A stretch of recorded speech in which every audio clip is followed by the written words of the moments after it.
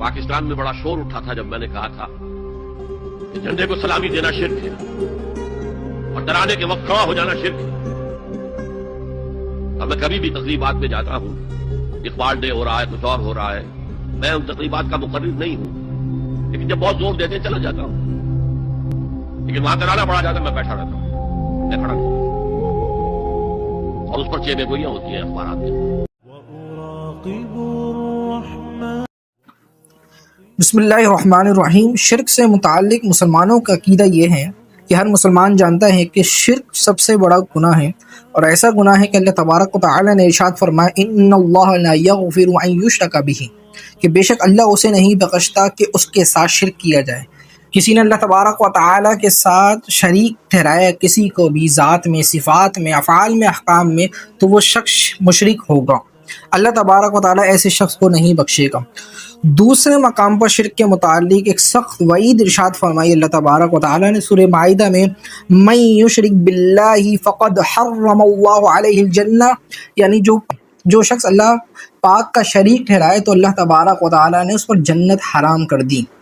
الحمدللہ ہر مسلمان کا یہ عقیدہ ہے کہ اللہ تبارک و تعالی ایک ہے اور اس کی ذات و صفات، افعال و احکام میں کوئی اس کے برابر نہیں، وہی معبود برحق ہے۔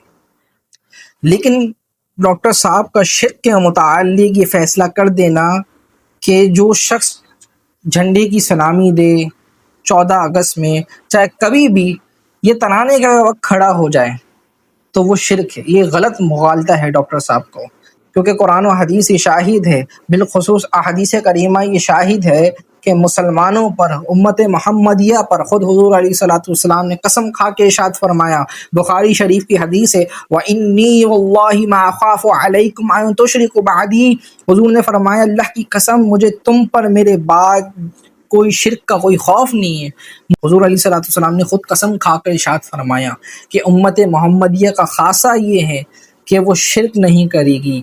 پچھلی امتوں میں یہ رہا ہے کہ جیسے ہی نبی جاتے تھے امتیں فوراً شرک کی طرف آ جایا کرتی تھی، فوراً شریک ٹھہرا لیا کرتی تھی، لیکن امت محمدیہ کا خاصہ یہی ہے کہ اس حدیث کو امام بخاری نے 5 مرتبہ ذکر کیا، مختلف ابواب میں، مختلف چیپٹرز میں بخاری شریف کا۔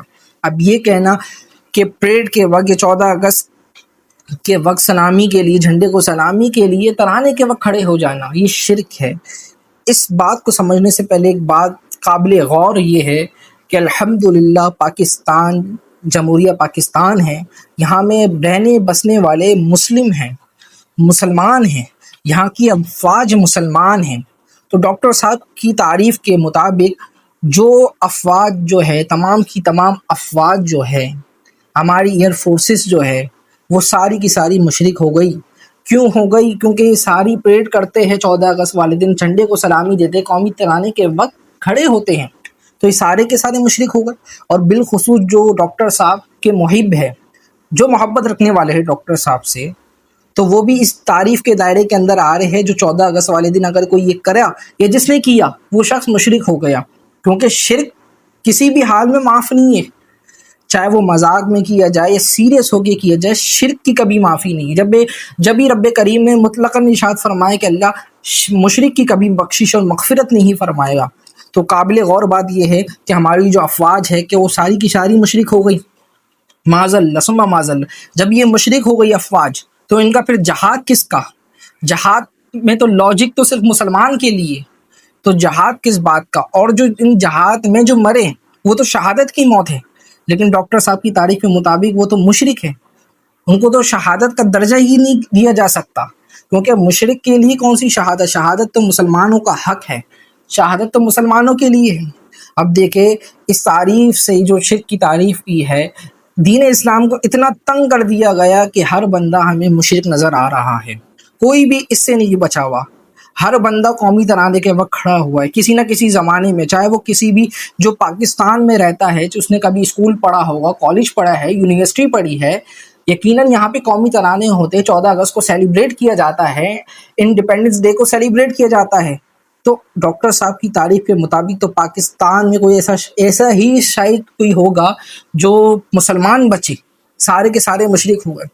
دوسری بات یہ ہے کہ ڈاکٹر صاحب کا یہ کہنا کہ مجھے جب زبردستی کیا جاتا ہے تو میں ایسی تقاریب میں چلا جاتا ہوں۔ دوسری بات یہ ہے کہ جہاں شرک ہوا جا رہا ہے بطور آگ کے، جہاں شرک ہوا جا رہا ہے تو وہاں جانا کیسا؟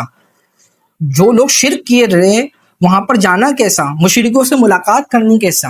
کیونکہ تو اسلام تو کہتا ہے، یہود و نصارہ کے بارے میں کہہ دیا کہ انہوں نے شرک کیا ہی تمہارے کسی طرح بھی دوست نہیں ہو سکتے، تو آپ ان کی تقاریب میں جا رہے ہیں، ان سے میل جول کر رہے، یقیناً آپ سلام بھی کر رہے، سلام میں پہل بھی کر رہے، تو مشرک سے بات چیت کرنا، ان کی محافل میں جانا، سیلیبریٹ کرنا، یہ کیسا؟ اگرچہ آپ وہاں پہ ترانے کے وقت کھڑے ہوں یا نہ ہو، یہ قطع نظر ہے۔ دوسری بات یہ ہے کہ شرک جو ہے الحمدللہ مسلمانوں میں نہیں ہے، اور مسلمان اس سے بہت نفرت کرتے ہیں۔ صحابہ کرام کے آثار ہے، حضور علیہ الصلوۃ والسلام کی تعظیم کے لیے کھڑے ہو جاتے ہیں۔ ڈاکٹر صاحب کو یہ مغالطہ ہوا کہ پرچم کے لیے کھڑے ہونا، پریڈ کرنا، ترانے کے وقت کھڑے ہونا اور پرچم کو سلامی دینا یہ شرک ہے۔ شرک کیوں ہے؟ کیونکہ اس میں تعظیم ہے، اور تعظیم صرف اللہ کے لیے، حالانکہ ایسا نہیں ہے۔ ہر عبادت تعظیم ہے لیکن ہر تعظیم عبادت نہیں ہے۔ عبادت اور تعظیم میں بہت فرق ہے۔ عبادت کا مفہوم بہت واضح ہے، سمجھنے کے لیے اتنا ہی کافی ہے کہ کسی کو عبادت کے لائق سمجھتے ہوئے اس کی کسی قسم کی تعظیم کرنا عبادت کہلاتا ہے۔ اگر عبادت کے لائق نہ سمجھے تو وہ محض تعظیم ہوگی، عبادت نہیں کہلائے گی۔ جیسے نماز میں ہاتھ باندھ کر کھڑا ہونا عبادت ہے، لیکن یہی نماز کی طرح ہاتھ باندھ کر کھڑا ہونا استاد، پیر، ماں باپ کے سامنے تو یہ محض تعظیم ہے۔ کوئی بھی شخص یہ نہیں کہے گا کہ یہ عبادت کر رہا ہے۔ والدین کے سامنے جو ہاتھ باندھا ہوا ہے یہ شخص عبادت کر رہا ہے، جو اپنے بڑوں کے سامنے ہاتھ باندھ کے کھڑا ہوا ہے وہ عبادت کر رہا ہے، وہ یہی کہے گا کہ یہ تعظیم ہے۔ اور وہ شخص اگر جب نماز میں کر لے تعظیم تو وہ عبادت بن جائے گی، کیونکہ عبادت اور تعظیم میں فرق نیت کا ہے۔ اگر کسی کو معبود برحق سمجھ کے کیا جائے گا تو وہ عبادت ہوگی، اور عبادت اللہ تبارک و تعالیٰ کے لیے ہے۔ ایسا نہیں ہے کہ ہر تعظیم یہ عبادت ہو جائے گی، ہر عبادت تعظیم ہے، کیونکہ عبادت میں تعظیم ہے، اور اس کے ساتھ ساتھ معبود برحق سمجھ کے کیا جائے تو جب یہ تعظیم عبادت بن جائے گی، ورنہ محض وہ تعظیم ہے۔ نبی پاک علیہ الصلوۃ والسلام اپنی لخت جگر خاتون جنت بی بی فاطمہ رضی اللہ تعالی عنہا کی تعظیم کے لیے کھڑے ہو جاتے۔ جب خاتون جنت آتی حضور علیہ الصلوۃ والسلام اپنی لخت جگر کے لیے کھڑے ہوئے تعظیم کے لیے، تو حضور علیہ الصلوۃ والسلام تو شرک کو دفع کرنے کے لیے آئے، شرک کا خاتمہ کرنے کے لیے آئے، شرک کو مٹانے کے لیے آئے۔ تو ہمیں اللہ پاک سے دعا ہے کہ اللہ پاک ہمیں صحیح معنوں میں علم دین کی توفیق عطا فرمائے، سمجھنے کی توفیق عطا فرمائے، اور اگر نہیں سمجھ میں آتا تو علماء سے رجوع کرنے کی توفیق عطا فرمائے۔